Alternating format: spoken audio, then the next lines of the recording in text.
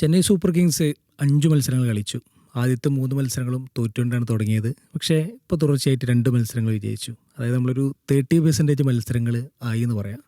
നമുക്കറിയാം ചെന്നൈ എന്ന് പറയുന്ന ഒരു ട്രാൻസ്ഫോർമേഷൻ ഘട്ടത്തിലാണ്. ഒരുപാട് യങ് പ്ലേയേഴ്സ് ഉണ്ട്. അവരുടെ ഒരു സ്ട്രാറ്റജി അത് തന്നെയായിരുന്നു. ഒരു ലോങ് ടൈം സ്ട്രാറ്റജി ആയിരുന്നു അവർ ടീമിൽ കണ്ടിരുന്നത്.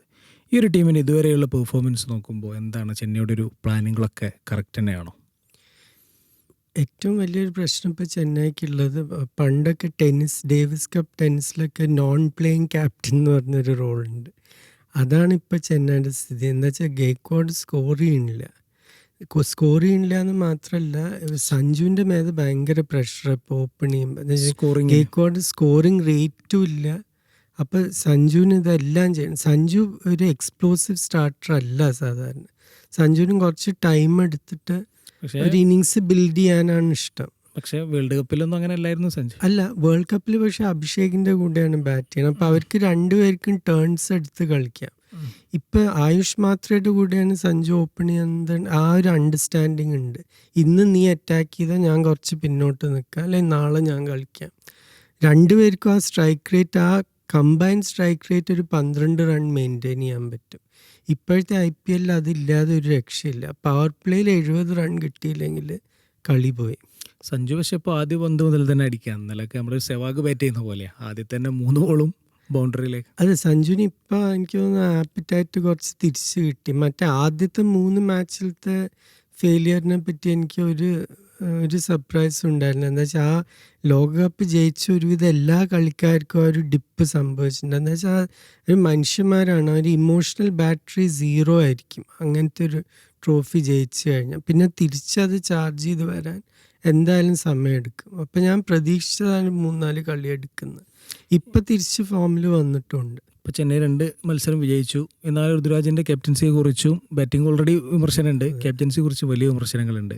എന്താണ് സഞ്ജു ഒരു ക്യാപ്റ്റൻസിക്ക് വരാനുള്ള പോസിബിലിറ്റി ഉണ്ടോ? അല്ല, സഞ്ജുവിനെ ടീമിലേക്ക് എടുക്കാൻ ഒരു കാരണം ആ ക്യാപ്റ്റൻസി എക്സ്പീരിയൻസും കൂടെയാണ്. അപ്പം അതും കൂടി കണ്ടിട്ടാണ് അവരെടുത്തത്. എന്തായാലും ധോനി ഇനി ക്യാപ്റ്റൻ ചെയ്യാൻ പോകുന്നില്ല. ജഡേജ പോയി. ജഡേജ ഒന്നാമത് ആ എക്സ്പെരിമെൻ്റ് ക്ലിക്ക് ചെയ്തില്ല. അപ്പോൾ പിന്നെ ഇപ്പോൾ ക്യാപ്റ്റനായിട്ട് ഋതുരാജ്. പക്ഷേ ഒരു ഫോമില്ലാത്തൊരു കളിക്കാരനെ എത്ര കാലം നിങ്ങൾക്ക് സെലക്ട് ചെയ്യാൻ പറ്റും?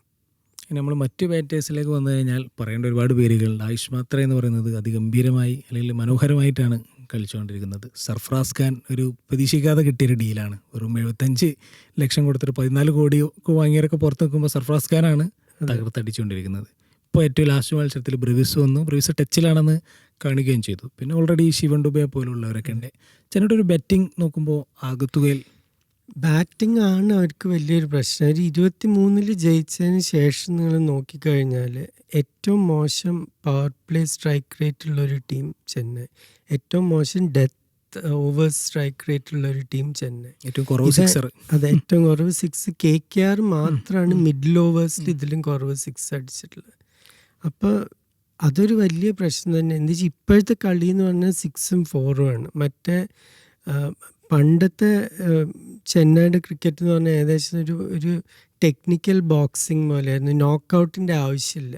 ഇപ്പോഴത്തെ T20 എന്ന് പറഞ്ഞാൽ നോക്കൗട്ട് ഒരു ഗെയിമാണ്. അതുപോലെ നമ്മൾ ചെന്നൈയിലേക്ക് വന്നു കഴിഞ്ഞാൽ ചെന്നൈയുടെ ബൗളിങ്ങിനെ കുറിച്ചാണ് ഏറ്റവും വലിയ വിമർശനങ്ങൾ ഉണ്ടായിരുന്നത്. കാരണം അവരുടെ ഏറ്റവും വലിയ കീ പേസർ എന്ന് പറയുന്നത് നെഥാൻ എല്ലിസ് ആയിരുന്നു. നെഥാൻ എല്ലിസ് പരിക്കേറ്റ് പോയി. പകരം സ്പെൻസർ ജോൺസനെ കൊണ്ടുവന്നു. അതും ഇതുവരെയും തീരുമാനമായിട്ടില്ല. പിന്നീട് ഇറക്കിയത് മാറ്റ് ഹെൻറി ആയിരുന്നു. പക്ഷേ മാറ്റ് ഹെൻറി നമുക്കറിയാം ന്യൂ ബോളിൽ പൊതുവെ വിക്കറ്റ് എടുക്കാറുണ്ട്. പക്ഷേ ഈ സീസണിൽ കാര്യമായിട്ട് ഒന്നും തിളങ്ങാൻ പറ്റിയില്ല. മാത്രമല്ല നന്നായി റൺസ് കൺസീഡ് ചെയ്യുകയും ചെയ്തു. പിന്നീടുള്ളത് ഖലീൽ അഹമ്മദിനെ പോലെയുള്ള ആളുകളാണ്. എന്താണ് ചെന്നൈയുടെ ഒരു ബൗളിംഗ് ലൈനപ്പിനെ കുറിച്ച് നോക്കുമ്പോൾ ഒരു ചാമ്പ്യൻഷിപ്പിനുള്ള ബൗളിംഗ് ലൈനപ്പ് ഇല്ല എന്നുള്ളതാണ് എൻ്റെ വ്യക്തിപരമായ അഭിപ്രായം. സാറിന് എന്താണ് തോന്നുന്നത്? ഇല്ല എന്ന് തന്നെയാണ് ഞാൻ പറയുക. സ്പിന്നേഴ്സ് കുഴപ്പമില്ല. നൂർ അഹമ്മദ് ഇപ്പോൾ ആദ്യം കുറച്ച് ഫോമിൽ വന്നിട്ടുണ്ട്. പക്ഷേ ഈ ന്യൂ ബോൾ അറ്റാക്ക് നോക്കിക്കഴിഞ്ഞാൽ അതിൽ ശരിക്കും ബാറ്റ്സ്മാനെ പേടിപ്പെടുത്തുന്ന ഒരു ബോളറില്ല. മറ്റേ ഇപ്പോൾ കഴിഞ്ഞ കളിയിൽ ഹൈദരാബാദ് 2 പുതിയ കളിക്കാരെ ഇറക്കി. അതിൽ ആ സാക്കിബ് ഹുസൈനൊക്കെ നല്ല നിക്നെയിം ഗോപാൽഗഞ്ച് ക റബാഡ എന്നാണ്. അപ്പം അങ്ങനത്തെ ടാലൻസ് ഒന്നും ചെന്നൈക്ക് കണ്ടുപിടിക്കാൻ പറ്റില്ല. ഇപ്പം ഇന്നലെ KKRന് വേണ്ടി കാർത്തിക് ത്യാഗി ഏകദേശം 150യുടെ അടുത്തെത്തി സ്പീഡ് ഗൺ. ഖലീൽ അഹമ്മദിൻ്റെ ഒരു പ്രശ്നം എന്താ വെച്ചാൽ 3 കളി കളിച്ച ഫിറ്റ്നസ് മുമ്പേ ഒരു പ്രശ്നം. അത് കാരണമാണ് ഇന്ത്യ കരിയർ ശരിക്കും ടേക്ക് ഓഫ് ചെയ്യാതിരുന്നത്. 3 കളി കളിച്ചാൽ പിന്നെ ചിലപ്പോൾ 2 കളിച്ചില്ല എന്ന് വരും. അൻഷുൽ കമ്പോജിനാണെങ്കിലും പേസ് ഇല്ല. അപ്പം ഇതാണ് ഈ ഒരു എന്താ പറയുക, ഒരു എക്സ്പ്രസ് പേസ് ബോളർ ഇല്ലാതെ ഇപ്പോൾ രാജസ്ഥാന് ജോഫ്ര ആർച്ചർ ഉണ്ട്. ഇപ്പം ടോപ്പിലുള്ള ടീംസൊക്കെ നോക്കിക്കഴിഞ്ഞാൽ അവർക്ക് അങ്ങനത്തെ ഒരു പേസറുണ്ട്. അവരെ സ്പിന്നേഴ്സ് പൊതുവെ 2 പേരും നല്ല പേരുകളാണ്. ഒന്ന് നൂർ അഹമ്മദ് ആയാലും അഖിൽ ഹുസൈൻ ആയാലും. പക്ഷെ ഒരു തരത്തിൽ ആലോചിച്ചാൽ ഈ പിന്നെ ഓവർസീസ് സ്പിന്നർമാരെ കൊണ്ടുവന്ന് 2 സ്പോട്ട് കളയുന്നത് ഒരു തരത്തിൽ അബദ്ധമാണെന്നാണ് എൻ്റെ ഒരു വ്യക്തിപരമായ അഭിപ്രായം. അതുപോലെ നമ്മൾ ഈ ചെന്നൈയുടെ ബാറ്റ് ലൈനപ്പിലേക്ക് തന്നെ വന്നു കഴിഞ്ഞാൽ നമ്മൾ നേരത്തെ പറഞ്ഞു ചെന്നൈ ഏറ്റവും മോശമായി സ്കോർ ചെയ്തിരുന്ന ടീമാണ്. പക്ഷേ ആ ഒരു പ്രതിസന്ധി അവർ ഈ സീസണിൽ ഒരു പരിധി വരെ ഇതിനോടൊപ്പം തന്നെ മറികടന്നില്ല. കാരണം കണ്ടിന്യൂസ് ആയിട്ട് ഇപ്പോൾ 200 റൺസ് സ്കോർ ചെയ്യുന്നുണ്ട്. അവരുടെ ഒരു അപ്രോച്ചിൽ കാര്യമായ മാറ്റം വന്നിട്ടില്ല. അപ്രോച്ചിൽ മാറ്റം വന്നിട്ടുണ്ട്. പക്ഷെ ഇപ്പോൾ 200 പോരാന്നുള്ളൊരു സാഹചര്യമാണ്. ഇപ്പോൾ ഈ സീസണിൽ ഇപ്പോൾ ചെന്നൈ ഇന്നലെ കുറച്ചൊരു എന്താ പറയുക, ഒരു സ്ലഗ്ഗിഷ് ആയിട്ടുള്ളൊരു പിച്ചായിരുന്നു. കുറച്ച് സ്പിന്നേഴ്സിന് 2 ടീമിലത്തെ സ്പിന്നേഴ്സിനും ഹെൽപ്പ് കിട്ടി. പക്ഷെ ബാക്കി ഇപ്പോൾ പല സർഫസ് നമ്മൾ നോക്കിക്കഴിഞ്ഞാൽ ബോംബെയിലൊക്കെ 240 പോകുന്നത്. അപ്പം അതിനുള്ള കളിക്കാർ ചെന്നൈക്ക് ഉണ്ടോയെന്നാണ്. ബ്രെവിസ് ഫോമിലായി കഴിഞ്ഞാൽ കുറേ ആ പ്രോബ്ലം സോൾവ് ചെയ്തു. പക്ഷേ ബ്രെവിസ് ഇപ്പോൾ ഒരു കളിയേ കളിച്ചിട്ടുള്ളൂ.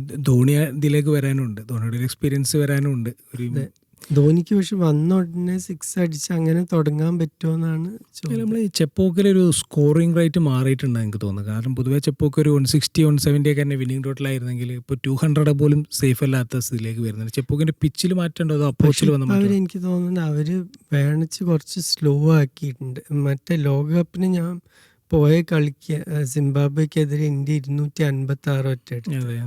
അത് ഭയങ്കര ഒരു ഫാസ്റ്റ് പിച്ചായിരുന്നു. ഈവൻ ബൗൺസും ബാറ്റ്സ്മാന് ഫ്രീ ആയിട്ട് ഇങ്ങനെ സ്വിങ് ചെയ്യാം. പക്ഷെ ഇന്നലെയൊക്കെ ആയപ്പോഴേക്കും എനിക്ക് തോന്നുന്നു കുറച്ചും കൂടി അവർ ഡ്രൈ ആക്കിയിട്ട് അവരുടെ സ്പിന്നേഴ്സിന് അഡ്വാൻറ്റേജ് വരാൻ വേണ്ടി പണ്ടത്തെ ചെപ്പോക്കിൻ്റെ ആ ഒരു രീതിയിലേക്ക് കൊണ്ടുവരാൻ നോക്കുന്നുണ്ട്. അതുപോലെ നമ്മൾ ഈ ഋതുരാജിനെ പറയുന്ന പോലെ തന്നെ പറയേണ്ട ഒരാളാണ് സ്റ്റീഫൻ ഫ്ലെമിംഗ്. കാരണം 2008 മുതൽ ഇത്ര സീസണായിട്ടും ഫ്ലെമിംഗ് ടീമിൻ്റെ കൂടെ തന്നെയുണ്ട്. ഇപ്പോൾ ആദ്യത്തെ 3 മത്സരങ്ങൾ ചെന്നൈ തോറ്റപ്പോൾ ഏറ്റവും കൂടുതൽ വിമർശിക്കപ്പെട്ട ഒരാൾ ഫ്ലെമിംഗ് കൂടിയാണ്. ലേലത്തിലെ സ്ട്രാറ്റജി പാളിയോ എന്നൊക്കെ ആയിരുന്നു. പക്ഷേ ഫ്ലെമിംഗ് ഇല്ല, ഞങ്ങൾ വളരെ എന്താ പറയുക കൃത്യമായിട്ട് തന്നെയാണ് താരങ്ങൾ വാങ്ങിയിട്ടുള്ളതെന്നൊക്കെ ഭയങ്കരമായിട്ട് ഡിഫെൻഡ് ചെയ്തിരുന്നു. ഈ ഒരു സ്റ്റീഫൻ ഫ്ലെമിംഗ് എന്ന് പറയുന്ന കോച്ചിനെ കുറിച്ച് എന്താണ് തോന്നുന്നത്? സ്റ്റീഫൻ ഫ്ലെമിംഗ് ഒരു IPL ലെജൻഡാണ്, അതിലൊരു സംശയമില്ല. പക്ഷേ ഈ ഫ്ലെമിംഗ് ധോണി കൂട്ടുകെട്ട് എത്രത്തോളം ഇനിയിപ്പോൾ ചെന്നൈ അത് വിട്ട് മുന്നോട്ട് നോക്കേണ്ട ഒരു സമയമായിട്ടുണ്ട് തോന്നുന്നു. ധോണി ഏതായാലും ക്യാപ്റ്റൻസിയിൽ നിന്ന് വിട്ടു. ഫ്ലെമിങ്ങിൻ്റെ കോച്ചിങ് ശൈലി ഞാൻ നേരത്തെ പറഞ്ഞ പോലെ ഈ 2023 മുമ്പ് ഇത് പ്രശ്നമായിരുന്നില്ല. ഈ ഇമ്പാക്റ്റ് പ്ലെയർ റൂളില്ല, ഇങ്ങനത്തെ റൺ റേറ്റ്സ് ഒന്നുമില്ല. അപ്പോൾ ചെന്നൈക്ക് ഒരു കളി കൺട്രോൾ ചെയ്യാൻ പറ്റും. ഇപ്പോഴത്തെ സാഹചര്യത്തിൽ ഞാൻ നേരത്തെ പറഞ്ഞ പോലെ ടെക്നിക്കൽ ബോക്സിങ്ങിന് ഒരു പ്രസക്തി ഇല്ല. ഈ നോക്കൗട്ട് മാത്രമേ പറ്റുള്ളൂ. അപ്പോൾ ആദ്യത്തെ ബോൾ തൊട്ട് പിന്നെ ഇപ്പോൾ മിഡിൽ ഓവേഴ്സിലായാലും 6 അടിക്കണം. അങ്ങനെയാണ് ഇപ്പോൾ എല്ലാ ടീംസിൻ്റെയും. ഇപ്പം ടോപ്പിലുള്ള ഏത് ടീം നോക്കിക്കഴിഞ്ഞാലും ഇപ്പോൾ RCB ആയാലും RR ആയാലും പഞ്ചാബ് ആയാലും ഇവരൊക്കെ ത്രൂ ഔട്ട് ഹിറ്റിംഗ് ആണ്. പിന്നെ ബോൾ ചെയ്യുമ്പോൾ ഒരു വിക്കറ്റ് എടുക്കാൻ കൺട്രോൾ മാത്രമല്ല നോക്കുന്നത്. അപ്പോൾ ആ ഒരു ചെന്നൈയുടെ കളി എപ്പോഴും കൺട്രോൾ ബേസ് ചെയ്തിട്ടായിരുന്നു. ഇപ്പോൾ ആ ഒരു ഒന്നുമില്ലെങ്കിൽ ടെംപ്ലേറ്റ് മാറ്റാൻ പറ്റണം ഫ്ലെമിങ്ങിന്, അല്ലെങ്കിൽ ഒരു പുതിയൊരു കോച്ച് വരണം. ചെന്നൈയുടെ ഒരു സീസണിലൊരു പൊസിഷൻ സാറിൻ്റെ പ്രഡിക്ഷൻ എങ്ങനെയാണ്? ഒരു ചാമ്പ്യൻഷിപ്പിലേക്ക് എത്താനുള്ള ഒരു ടീമുണ്ടോ? അല്ലെങ്കിൽ എനിക്ക് ആദ്യത്തെ 6 വരും, പക്ഷേ പ്ലേ ഓഫിൽ എത്തും തോന്നുന്നില്ല. ആദ്യത്തെ 6 7 ഉണ്ടാവും. കുറേ ടീം വളരെ അടുത്ത് ബഞ്ച്ഡ് ആയിരിക്കും. എന്താ വെച്ചാൽ അങ്ങനെ ഒരു ഔട്ട്സ്റ്റാൻഡിങ് ടീം എന്ന് പറയാൻ നമ്മളങ്ങനെ കണ്ടിട്ടില്ല. രാജസ്ഥാൻ വൈഭവ് സൂര്യവംശിയുടെ കഴിവ് കാരണം. പക്ഷെ ഇപ്പോൾ വൈഭവ് എങ്ങാനും ഔട്ട് ഫോമായ അവർക്ക് അത് മെയിൻറ്റെയിൻ ചെയ്യാൻ പറ്റുമോ എന്നറിയില്ല. 2-3 സീസൺ ഞാനിങ്ങനെ കണ്ടിട്ടുണ്ട്. രാജസ്ഥാൻ ഭയങ്കര സ്പീഡിൽ തുടങ്ങും, അവസാനമാകുമ്പോൾ ഒരു സ്പീഡും ഉണ്ടാവില്ല.